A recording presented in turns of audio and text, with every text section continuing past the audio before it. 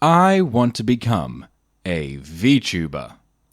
So, last VTubing video, I talked about the process of drawing my VTuber model and getting it ready for rigging, and that video ended on naming all the different layers, flattening them out, saving them to a PSD file using Krita, and with all that out of the way, it's time to talk about getting that PSD into Live 2D and starting the rigging process. If you want more background, watch that last video, otherwise let's get right into it.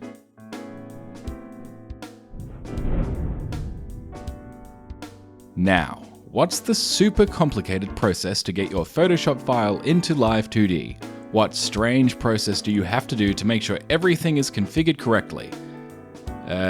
Nothing. Just drag and drop. The layers should all auto-load with all the names of the layers that you had when you saved the file? Cool. Now here was my next mistake, at least for my version 1 model rigging. I didn't group and add warps to the different layers. Yes, you can just jump in and start meshing and manipulating your layers, but that's something that will make things far more difficult for yourself. Rather, right after you've imported your PSD file, you need to do even more management. You should group your layers in this top left section first, grouping them into associated parts, the layers for each eye, for the mouth, so on and so forth. Once again, when it comes to the blob model, because it's so much more simplified than the human model, there aren't that many different groups that are required. While my human model had one for the body, the hair, groups within groups for the face, and the different facial features. Next, the warps, or specifically the warp deformers. Warp deformers are going to be your best friend. Let's say you're rigging an eye. You've got it looking left, you've got it looking right, you've got it blinking. Good stuff. But now you want to rotate your head left and right, but you have to move each layer of the eye individually to do that. Worse still, layers will tend to snap back to their original position when you add a new keyform to a parameter. Really, it's just super messy. Now come in warp deformers, the hero we need. Warps can be added to groups of layers and can be manipulated independently to the layer beneath. So if you go back to that eye, now instead of having to move each individual layer, you can just move the warp.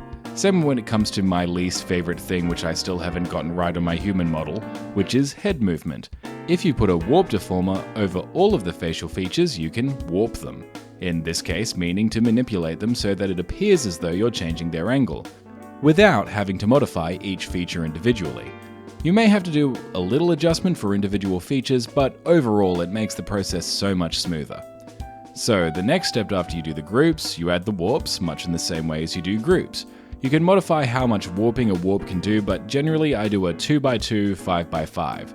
There is one other type of warp that you can use, which is the rotation warp, but I didn't tend to use it too much, mainly for my little blobby bobby. But this is the stage at which you can and should add it as well.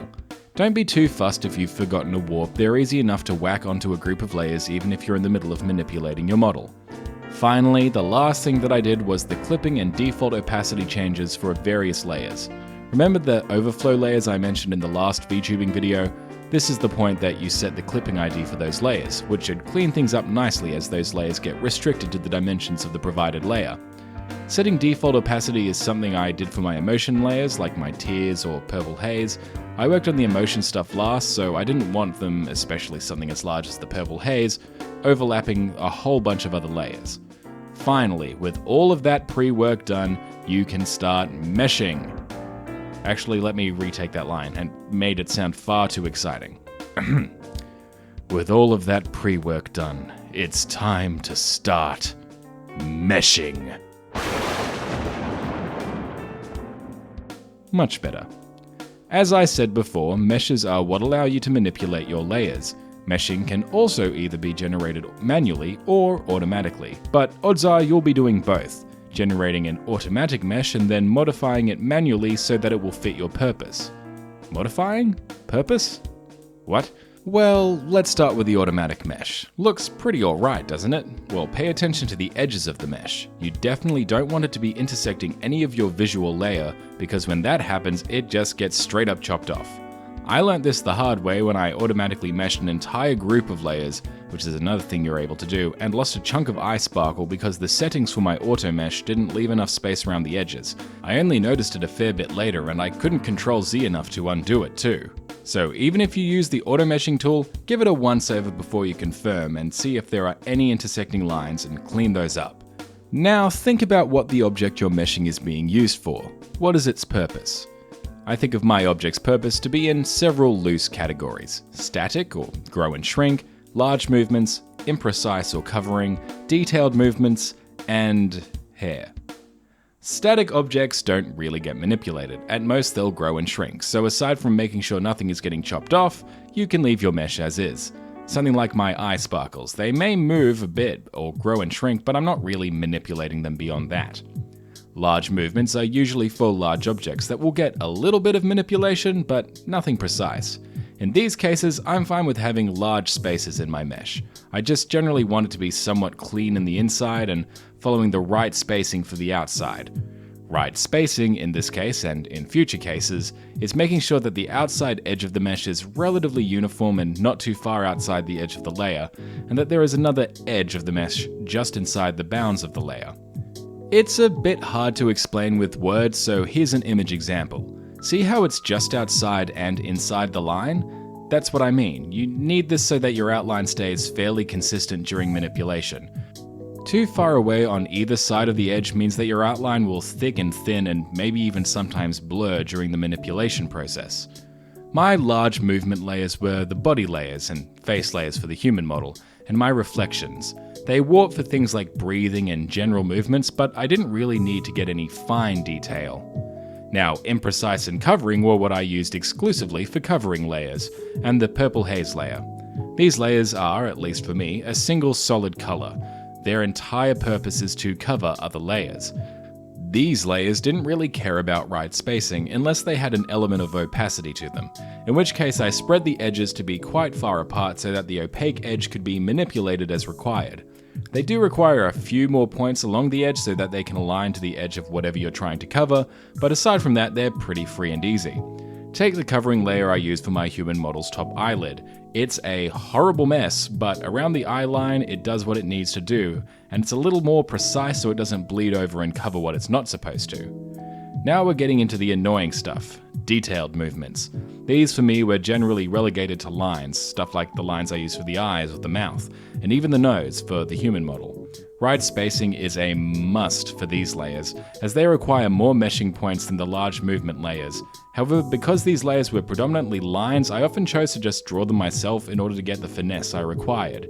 An additional step to these line layers was that I usually added a manipulation tool called a deform path. This thing is a neat little tool that works great for line layers. If the meshes are set up appropriately, then the deform path will look as though it's moving the line along its path. I mostly use these for lips and eyelids. It worked really well, even for my more detailed human model. Finally, hair meshes. I call them hair meshes because that's what they were mainly used for. These layers require a similar level of finesse as detailed movement layers, with the added difficulty of trying to keep your inner content consistent. For you, it may not be that difficult, but since I wanted my hair to wobble and jiggle like the gelatinous fluid it's supposed to be made up of, I needed to make sure they had enough points of manipulation to jiggle and wobble appropriately. I potentially made things more difficult for myself since I added a shine to my side of head hair parts, so if I wasn't careful during meshing, those inner shines would stretch and blur and look all round very wacky, not like reflections at all. Finally, after all the meshes are done, things are ready to start moving. I mean, this is where I was planning on talking about how to get stuff moving, but yeah, deadline is coming up and I've barely got any more time to talk about the rigging process. The Blobbit Unscripted video wasn't buffer enough, that's for sure, but I mean, meshing is an absolutely vital part of the rigging process and I certainly didn't get it right the first time. Or second time. Grouping, warping, and meshing is the foundation on which the rest of your Vtuber model is built, so I reckon it's important enough to warrant its own video, even unintentionally. Unfortunately, the follow-up for this video won't be for a couple of months. I've committed to using the entirety of February in order to get my wedding under control, and I can't go back on that now. I've also been neglecting making videos on my other projects, so I'll need to follow up on those as well. But once we return to VTubing, I promise that I'll talk about the actual model manipulation this time. Hopefully the months I give myself will mean I'll have enough time to actually reattempt head warping and getting that stuff right. So subscribe and ring the bell if you want to get notified when that gets uploaded. Either way, if you think I've missed something or there's another part of rigging that you have questions about, or heck, if you've got any other questions, leave a comment and I'll answer them. If my poultry knowledge can be of any help, it would be a pleasure. After all, it's not I attempt new things, it's we attempt new things. Thank you all for watching, and I hope you have a fruitful day.